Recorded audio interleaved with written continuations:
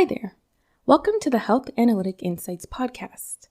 This podcast is all about creating a community of like-minded individuals who are passionate about the field of health informatics. I hope to share information and advice in topics such as health analytics, digital health, biomedical engineering, and data visualization in healthcare. And in exchange, I would love to hear from you, dear listener, about your experience and interest in this field. You can drop me a line at healthanaliticinsights@gmail.com, and this email, along with any references discussed during this podcast, will be listed in the show notes below. If this resonates with you, don't forget to follow and subscribe to this podcast, as I'll be releasing new episodes bi-weekly. So on this episode of the Health Analytic Insights podcast, I'm so honored to interview Nancy Gariché, who works as a security IT analyst for the Government of Canada.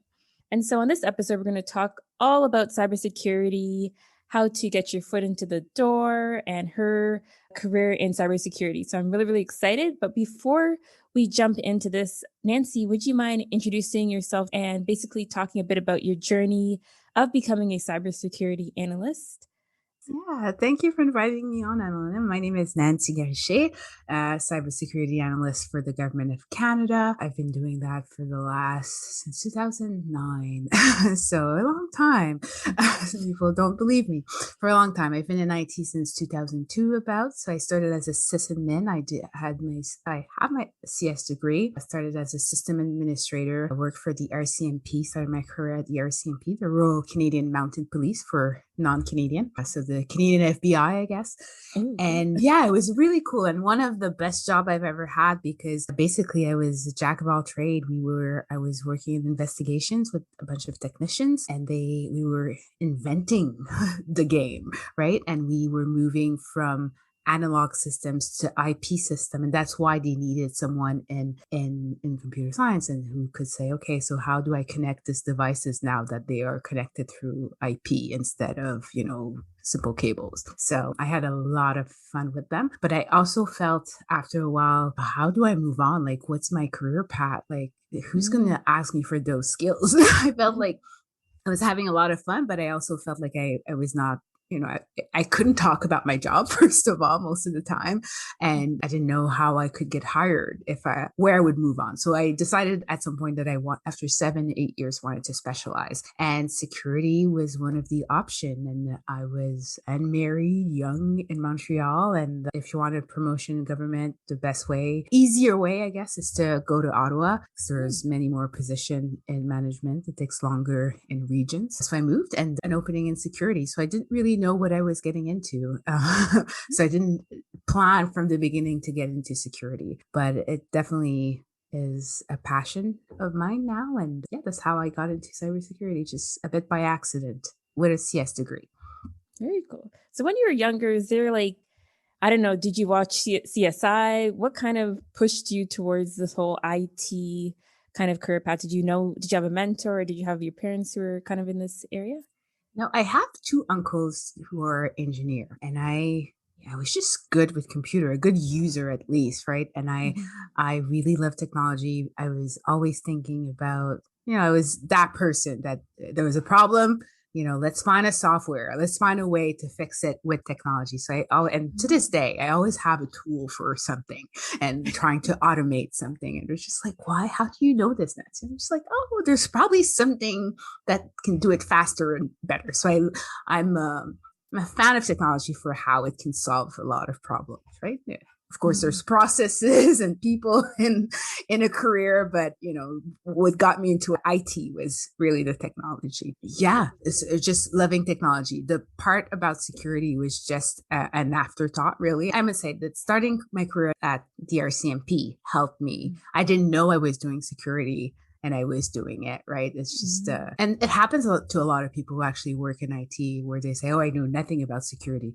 Well, did you do some access management? Well, that's part of security. So most of the time people don't actually know what security is, right? And I'll tell you now that the basic of it, or the first definition they'll give you is that you're protecting the CIA. CIA is for confidentiality, integrity, and availability of information. So anything that you do, any type of configuration, design, implementation that you do, is to protect the confidentiality. That we know, we kind of understand that, but also the integrity. You want to make sure that the data, the bank wants to make sure that the number that's in your bank account, you can't just go and change it. So integrity is part of security, and availability as well, because, it's great to have $1 million in the bank, but if it's not available and you can't have access when you need it, or your file system at the hospital, if they have all that information, but when it's time to operate, or just in time when they need that information, it's not accessible, then that's a problem. So all these things, we're very familiar with confidentiality, but integrity and availability are also very important part of the scope of security. Mm-hmm.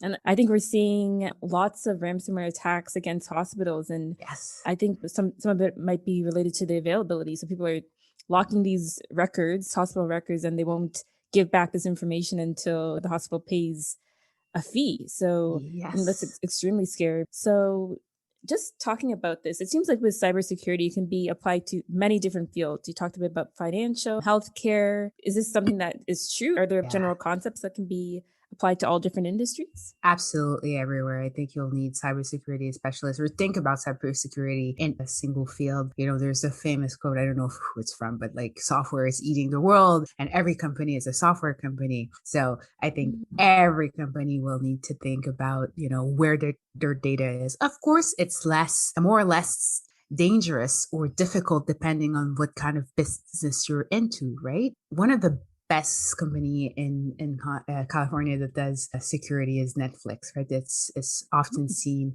as a company where you can learn a lot from in cybersecurity. But I also have a friend who works in financial, and she was talking to me, and she's like, Netflix, yeah, they do great stuff, but what do they have to protect? Like movies?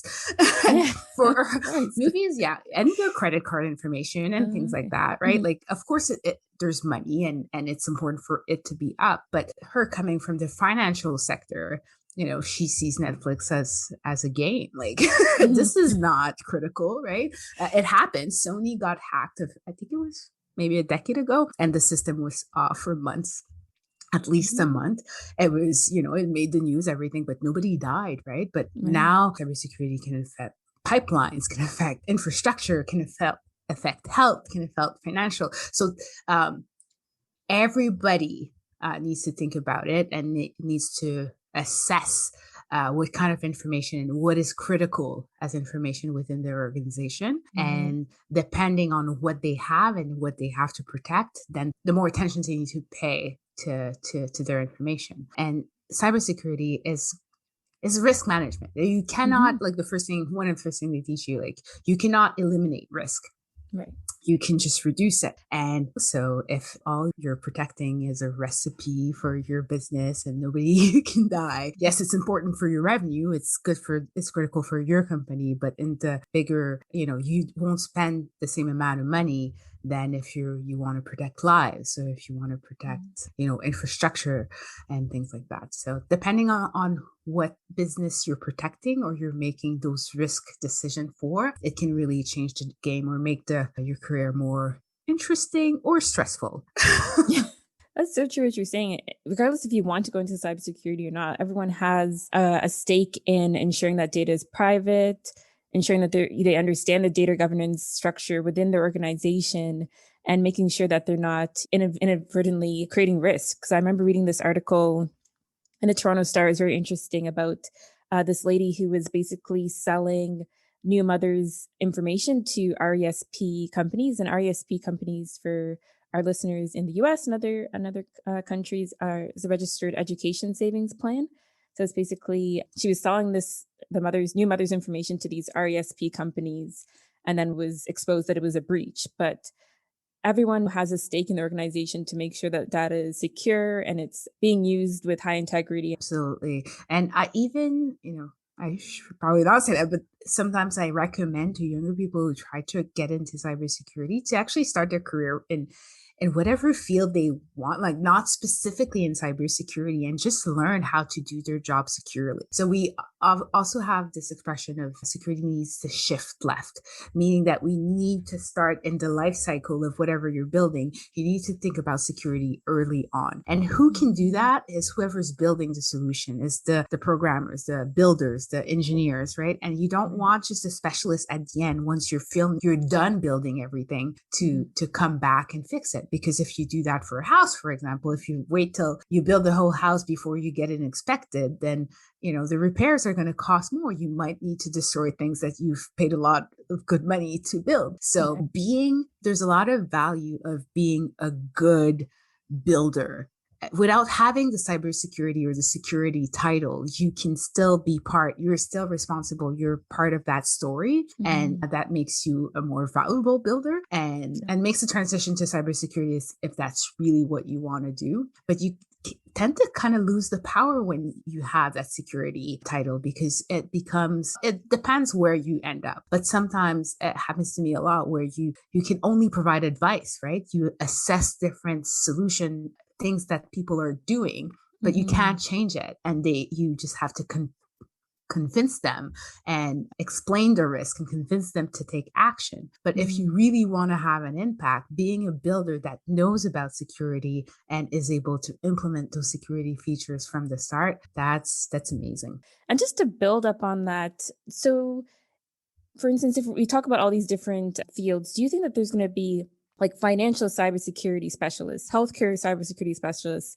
because you want them to be involved really at the beginning of the process? For instance, if you want to build, I don't know, a healthcare dashboard, you will probably need a healthcare cybersecurity analyst who has that understanding of all the different healthcare KPIs. Do you think it's going to become more siloed like that? Or do you see it still as a position that can be applied to all different industries?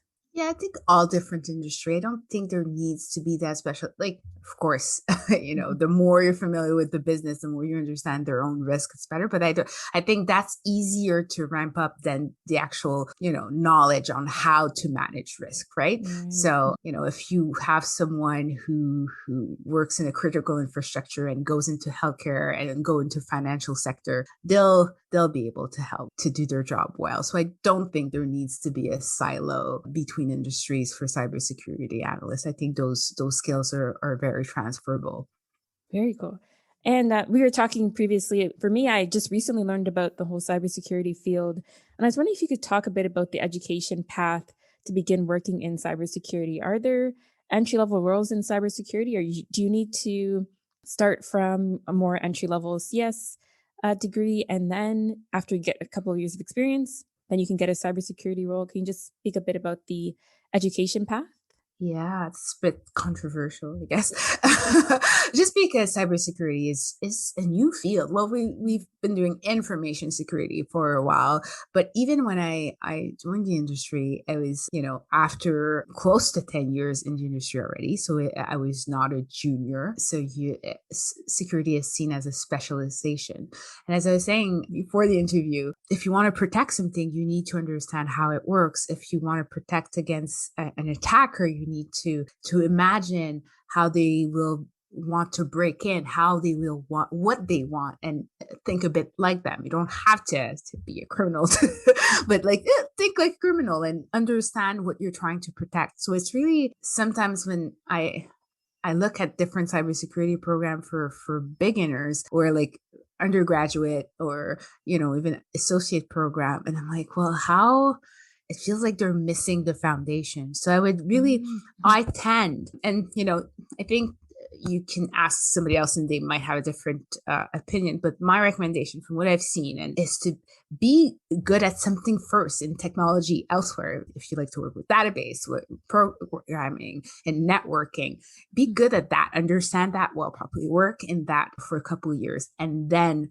specialize into cybersecurity. I haven't heard of great programs in cybersecurity right now. They're popping up, but and if you start from scratch and get into these programs, I feel like there's a lot of ramping up. And after that, I'll also say I don't want to gatekeep, because I feel like there's people from every type of background. You don't need a CS degree. There's people that are really great in reverse engineering that have started after being in photography for 10 years, 10, Oh, 15 very years. interesting. So Mhm. I think we need different skills. There's different type of skills needed in cybersecurity. So I say a CS degree is not needed. I think hard work and curiosity is needed.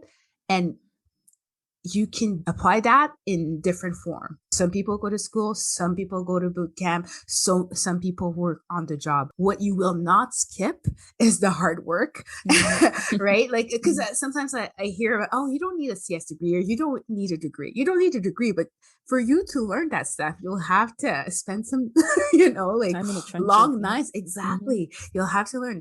There's no shortcut. There's different ways to learn, and you can be hired by Microsoft and hired by Netflix, by Amazon and all these big companies without having a CS degree, but it's probably because you've done a lot of work before as well. So Yeah, yeah. that's a really, really good answer. Really, really helpful. So we talked a bit about your career path and how you went from a CS degree and then now into the security analyst. Something that is difficult for me from coming from school. With school, it's so prescribed. Like, this year I'm going to be doing this, next year I'm going to be doing this, and this is how I'm going to advance.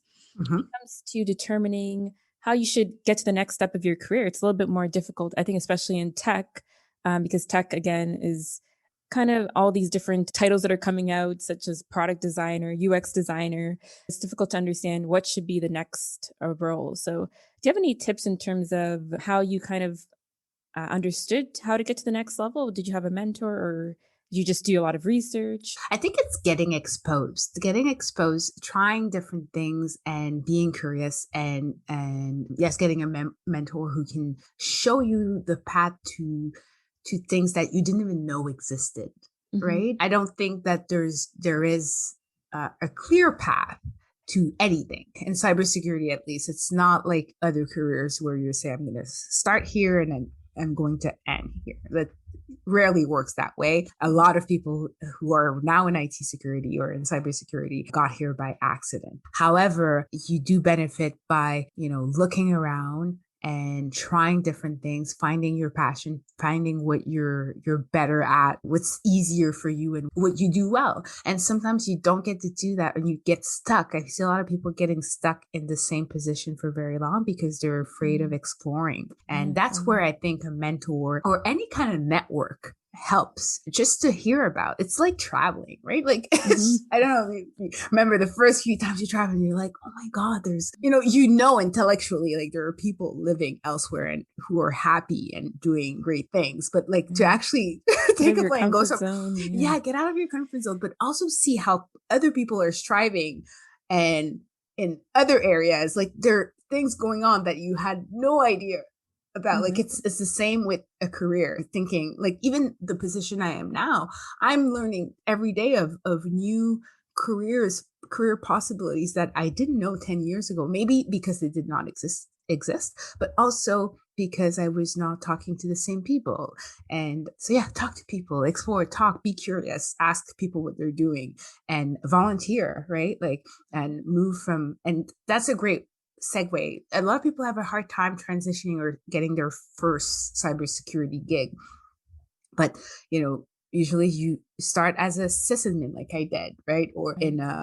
in a control center, and just be a useful engineer, a useful builder, and then volunteer to help out in the security function of your organization, and you can find something interesting for you. So there's no clear path, but Hmm. talking to as many people as possible, whether a mentor or colleague, and networking and meetups and technical meetups, you get to learn a lot. And going to conferences, right? Like Hmm. conferences, it's not all about the talks because most of them are recorded and you can watch them, on YouTube once they're published.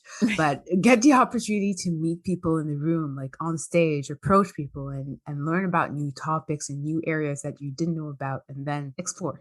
Open your mind. That's amazing advice. I think that some people who I've talked to who are in university and kind of asked me about that, like, how do you kind of plan your career path? It can be a little bit frustrating when you hear people like, 10 or 15 years and they've gotten this amazing career and they're just like, oh, I just got into it by accident. It can kind of feel like, oh, a little bit flippant. But what you're Yeah. saying, like, have conversations with people, try and push yourself out of your comfort zone, go to conferences, all these types of things, and just try and really excel in your job and also try and look for other opportunities, I think can be a way to propel yourself to the job that you want to go to. So that's helpful. Thank you, Nancy.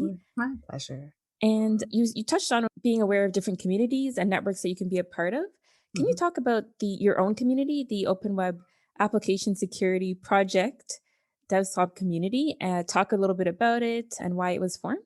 Yeah, that's a mouthful, isn't it? Yeah. So, OWASP, Open Web Application Security Project, that's a foundation that I did not start. That is actually celebrating its 20th anniversary in September this year.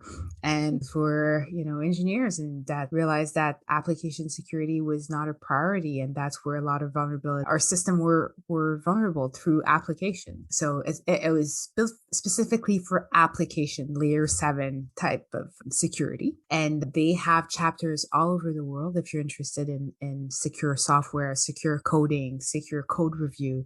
If you're a developer and you want to know how to do your job securely, the OWASP has a lot of free resources. It's a nonprofit, and all their resources, and resources, I mean tools, documentation, and communities, everything is free. Attending conferences might cost a little bit, but there's plenty of opportunity for scholarship or it's definitely something that's very affordable. So that's OWASP community. And within this community, there are different projects. And my project that I co-lead is the OWASP DevSlop project. I did not found it. I took over the leadership, I think, in 2018. But DevSlop is for sloppy DevOps. So DevOps is a new tendency to build software more quickly by, reducing silos between the development teams and the operations, where programmers will build their software, send it over the wall to operations. Now they're working together to make it work. Security has never been included in any of that, and things are going even faster. So that's where you start hearing DevSecOps are saying, like, you need to include security. It's great that DevOps are working great to build software faster and better, but you need to think about security. So DevSlop is a project that was created upon that to investigate how security could be integrated within DevOps practices. And so that's a long story to say that. OWASP DevSlop, that's the project. And so, we create any type of opportunity, learning opportunities for people who are curious about security and how they can integrate it in their IT practices. Something that we do the most consistently is a show online, because the OWASP DevSlop show, where we meet a security specialist who teaches us something new, right? Usually because there's video, there's a demo, and we try to keep it technical. We also try to have a diverse set of guests. We're great supporters of women in tech, diversity in tech. So we try to have guests, but it is a challenge because probably for yourself, I'm the only Black person in my field sometimes, or in a whole conference. So of course sometimes there's less of us. So, and even when you find someone who's within the field, doesn't mean that they want to come on the show. So always looking for people from different background to talk to us about technical topics and security. That's so amazing, especially that it's a free resource. Again, if you're entry level, you're interested in this security field, to be able to go on YouTube and kind of follow along with a project that's being built that has so much value. I'll definitely leave a link to the network in the show notes below so people can check it out. But that is so cool. Have you found that you've learned so much from the community? What has been your favorite part of being part of it, Nancy?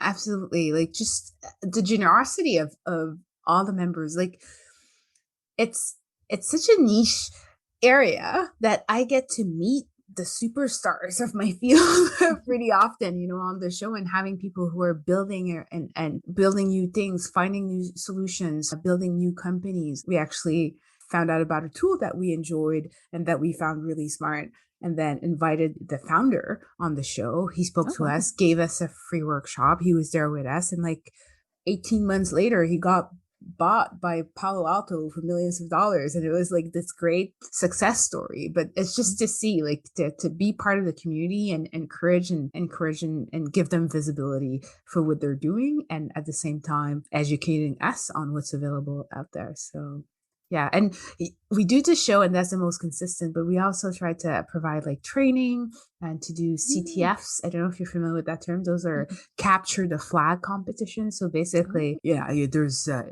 the most popular format is basically having a vulnerable application, a vulnerable software or system, and then finding vulnerabilities, and those are flags. So whoever finds all those flags faster gets point and win the competition. So trying to gamify education a little bit as well.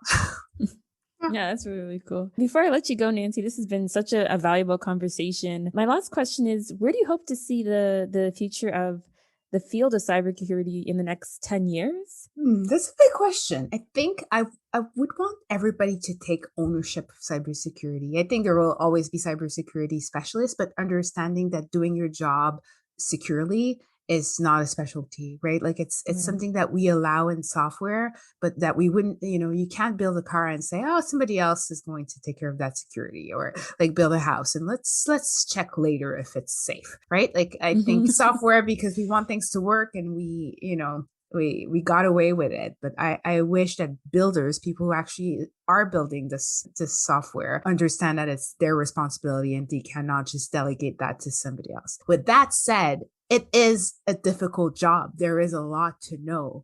So we need to build better tools to support these people, to help them do the good job. So be able to say to a programmer who's not a cybersecurity specialist, to say, you know what, use this tool, and the foundation of security of software will be covered, right? Or have these minimal practices and you're good to go. You don't have to be it's you can write books and write really great stories without knowing everything about grammar. That's a bit the analogy, but still you still want, if you want to become an author, I would expect you to know a little bit about grammar.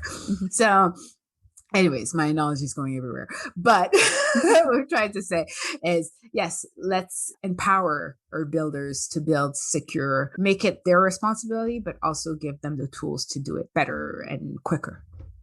I think that, anyone who's building something, if they can just have these cybersecurity principles kind of ingrained in the back of their mind, it will just make projects successful and help to mitigate risk and everything that you've talked about. So yeah, and just to add, because you said security principle, and I really like that, because they're actually principles. Technology changes all the time. Like there's something called least privilege, the least privilege principle.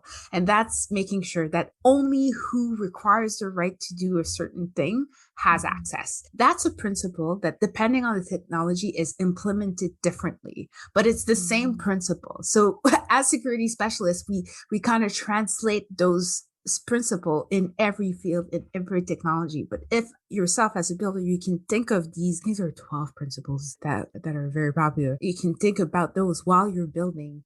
Everybody can be involved in the story and make everything safer. Awesome. Thank you so much, Nancy, for your thoughts. I know my audience is going to get so much value out of this. Thank you again. I hope so. My pleasure. Thank you for inviting me. It's been great. Thank you for listening to the Health Analytic Insights podcast. I'd love to hear from you about topics I should cover in future episodes. Please consider subscribing and leaving a review. Have a wonderful day.